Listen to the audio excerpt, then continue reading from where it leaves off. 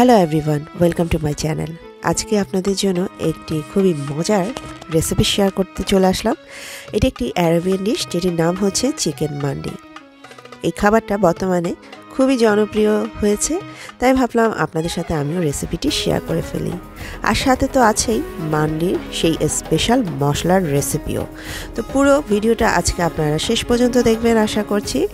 আর ভালো লাগলে অবশ্যই আমার এই চ্যানেলটা সাবস্ক্রাইব করতে ভুলবেন না। তো চলুন দেখে নিই আজকে চিকেন মান্ডি তৈরি করতে আমাদের কি কি লাগছে। চিকেন মান্ডির জন্য প্রথমে একটা মশলা রেডি করতে হবে, যেটাকে মান্ডি মশলা বলে থাকে। এর জন্য এখানে আমি প্রায় হাফ টেবিল চামচের মতো লেমন জেস নিলাম, মানে লেবুর উপরের চামড়া নিয়েছি। 1 টেবিল চামচের মতো ধনিয়া, 1 টেবিল চামচ জিরা, কয়েকটি আছে দারচিনি, কিছু আছে গোলমরিচ, আছে কিছু লবঙ্গ আর এলাচ। এগুলো আমি একটি তাওয়া নিয়ে হালকা টেলে নিব।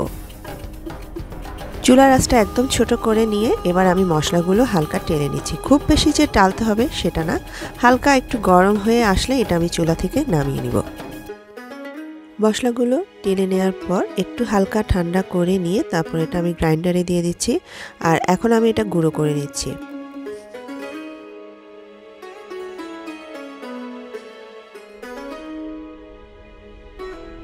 আপনাদের কাছে যদি গ্রাইন্ডার না থাকে আপনারা কিন্তু শিলপাটায়ও এই কাজটা করে নিতে পারেন।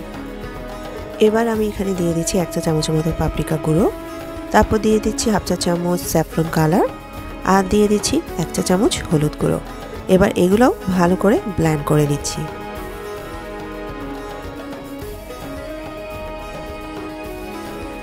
তৈরি হয়ে গেল মান্ডি মশলা। আর এই মশলাটা কিন্তু আপনি একটি এয়ারটাইট বক্সে বা জারে ভরে 5 থেকে 6 মাসের মতো সংরক্ষণ করতে পারবেন।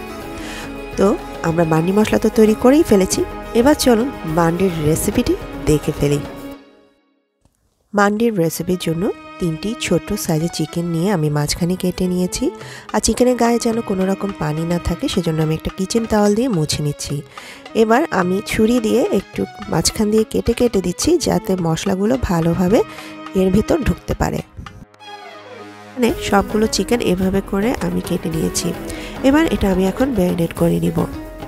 দিয়ে দিচ্ছি 1 টেবিল চামচ লবণ। এখন আমি এখানে দিয়ে দিব 2 চা চামচের মতো মান্ডি মশলা, যেটা আমি একটু আগে বানিয়ে নিয়েছি। এরপর এখানে আমি অ্যাড করে নিচ্ছি 1 টেবিল চামচের মতো রসুনের গুঁড়ো। আপনারা চাইলে এখানে রসুন বাটাটাও ব্যবহার করতে পারেন। দিয়ে দিচ্ছি পেঁয়াজের গুঁড়ো 1 টেবিল চামচ, আর দিয়ে দিচ্ছি আদার গুঁড়ো 1 টেবিল চামচ। আপনাদের কাছে এই ধরনের আদা রসুন পেঁয়াজের গুঁড়ো না থাকলে আপনারা কিন্তু পেস্টটাও ব্যবহার করতে পারবেন। এবার আমি এখানে দিয়ে দিচ্ছি 1 টেবিল চামচেরও বেশি লেবুর রস।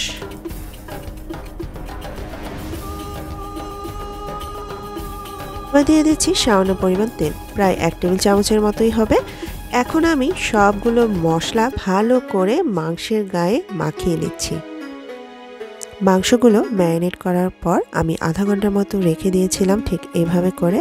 এখন এটা আমি স্টিম করতে চলে যাচ্ছি। এবার একটি হাঁড়ি নিয়ে নিলাম আর দিয়ে দিচ্ছি 4 কাপ পানি। আমি কেন চিকেনটা ভাপে সিদ্ধ করব সেটার কারণটা আমি একটু পরে আপনাদের সাথে শেয়ার করছি। পানি দেওয়ার পরে উপরে আমি একটি ঝাঁঝরি বসিয়ে দিলাম। আর এখন এখানে আমি বাটার ব্রাশ করে দিচ্ছি। আপনারা চাইলে তেল বা ঘি সেটাও ব্রাশ করতে পারেন, বাট বাটার দিলে সুন্দর একটা ফ্লেভার আসে। বাটার ব্রাশ করে নেওয়ার পর এবার আমি এখানে চিকেনগুলো দিয়ে দিচ্ছি স্টিম করার জন্য।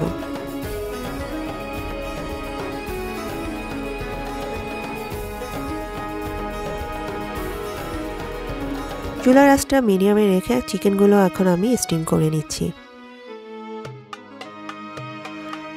একটি বাটিতে আমি নিয়ে নিচ্ছি 3 কাপের মতো চাল। আজকে আমি এই রেসিপির জন্য বাসমতি চালটা ব্যবহার করছি। আপনারাও চেষ্টা করবেন বাসমতি চালটা দিয়ে এই রেসিপিটি করতে। চালটা ভালো করে ধুয়ে নিয়ে এবার আমি পানি ঝরিয়ে নিচ্ছি। এবার আমি দেখি চিকেনটার কী অবস্থা। চিকেনটাকে স্টিম করে আমাদের মোটমাট 50% মতো সিদ্ধ করে নিতে হবে। এই জন্য আমি একটি কাঠি ব্যবহার করে নিচ্ছি। কাঠি যদি মাংসের গায়ে ঢুকে যায় এবং একটু সাদা সাদা দেখা যায় তখন এটা চুলা থেকে নামিয়ে নিতে হবে। এবার আমি শেয়ার করছি কেন আমি চিকেনটা স্টিম করেছিলাম। এই যে পানিটা দেখতে পাচ্ছেন, এটা দিয়ে আমি আজকে ভাতটা রান্না করব, তাই চিকেনটা স্টিম করে নেওয়া। এবার একটি ছড়ানো ফ্রাই প্যান নিয়ে নিলাম আর এখানে সামান্য কিছু তেল দিয়ে দিচ্ছি। এই তেলে আমি এখন চিকেনগুলো ফ্রাই করে নিব। তখন তো 50% আমি স্টিম করে নিয়েছি, আর এখন ফ্রাই করে নিলে এটা পুরোটুকুই রান্না হয়ে যাবে।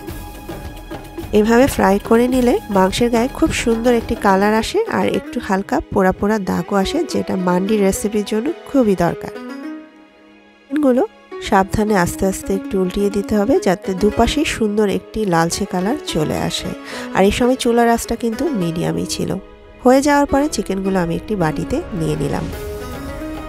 চিকেন মান্ডি রেসিপিতে কিন্তু বাদাম আর কিশমিশ ব্যবহার করা হয়ে থাকে, তো এখানে আমি কাজু বাদাম আর কাঠবাদাম ব্যবহার করছি আজকে। এজন্য 2 চা চামচ বাটার দিয়ে দিলাম একটি হাঁড়িতে।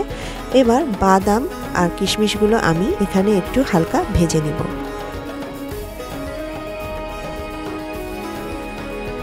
খুব একটা বেশি ভাজার দরকার নেই, হালকা একটু ভেজে নিব, আর সুন্দর একটি ফ্লেভার আসলে এটা আমি চুলা থেকে নামিয়ে নিব।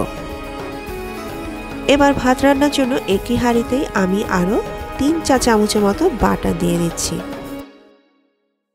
এরপরে বাটার সাথে অ্যাড করে দিচ্ছি পেঁয়াজ কুচি।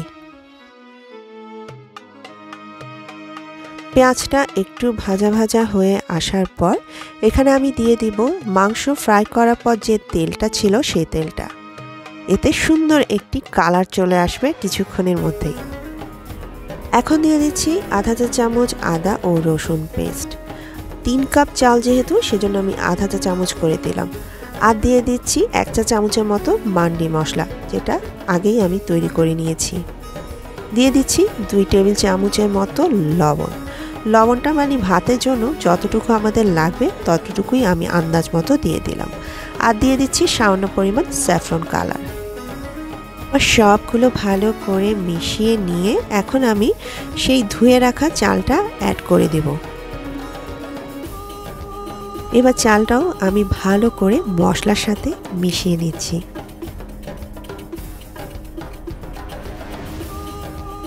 এবার এখানে অ্যাড করে দিচ্ছি প্রায় 4টার মতো কাঁচামরিচ, মাঝখান দিয়ে ফালি করে আমি কেটে নিয়েছি। আজকের এই 3 কাপ চালের জন্য মোটমাট আমাদের 6 কাপ পানি লাগবে। আমি যে স্টকটা তৈরি করে রেখেছিলাম চিকেন স্টিম করে, সেখানে প্রায় 3 কাপের মতো হয়েছে। এখন সেই 3 কাপ পানি আমি দিয়ে দিলাম। এরপর দিচ্ছি 3 কাপ কুসুম গরম পানি। অবশ্যই কুসুম গরম পানি দিতে হবে এই ভাতটা রান্না করার জন্য। 3 কাপ চালের জন্য 6 কাপ পানি মোটমাট লাগবেই। এরপরে আমি একটু লবণ অ্যাড করে দিচ্ছি, কারণ মিশিয়ে নেওয়ার পর মনে হচ্ছিল যে একটু লবণ লাগবে। যখন আপনার টেস্ট করে দেখবেন যেটা নুন কটা মনে হচ্ছে না, তার মানে আর একটু লবণ লাগবে। তো আমি আরও 1 টেবিল চামচ লবণ দিয়ে দিলাম।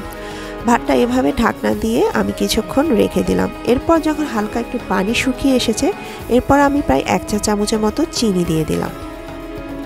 চিনিটা ভালো করে ভাতের সাথে মিশিয়ে নিয়ে চুলার আঁচটা একদম ছোট করে দিয়ে ঢাকনা দিয়ে দমে রেখে দিব যতক্ষণ না পর্যন্ত পানিটা শুকিয়ে আসছে। পানিটা শুকিয়ে আসার পর এখন আমি অ্যাড করে দিচ্ছি ভেজে রাখা বাদাম আর কিশমিশগুলো। বাদামগুলো অ্যাড করার পরে এখন আমি চিকেনগুলো এখানে দিয়ে দিচ্ছি।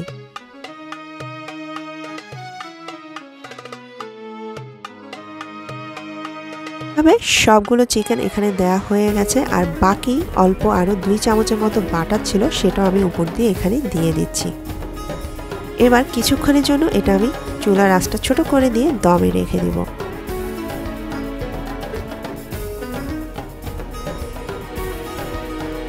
ভাতটা হয়ে যাওয়ার পর একদম শেষে আমি এর উপরে একটি ফয়েল পেপার রেখে দিচ্ছি, আর অন্য একটি চুলায় আমি একটি কয়লা পুড়িয়ে নিয়েছিলাম, সেই কয়লাটা এখন আমি এই ফয়েলের উপর দিয়ে দিচ্ছি।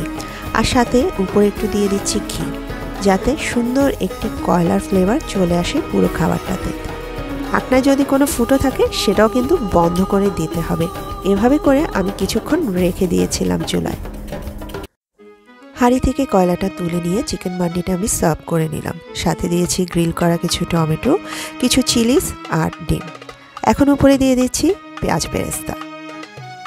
এটা কিন্তু খেতে খুবই মজা হয়ে থাকে। এই মান্ডি রেসিপিটি অবশ্যই বাসায় ট্রাই করবেন যে কোনো স্পেশাল অকেশনে, আর বাচ্চারাও এর খাবারটা খুবই পছন্দ করবে। তো আশা করব আমার আজকের এই চিকেন মান্ডির রেসিপি আপনাদের ভালো লেগেছে। তো ভালো লাগলে অবশ্যই বাসায় ট্রাই করবেন আর আমাকে কমেন্ট বক্সেও লিখে জানাতে পারেন। সবাই ভালো থাকবেন। আবারও নতুন কোনো রেসিপি বা ব্লগে অবশ্যই দেখা হবে। আমি বিদায় নিয়ে নিচ্ছি। খোদা হাফেজ।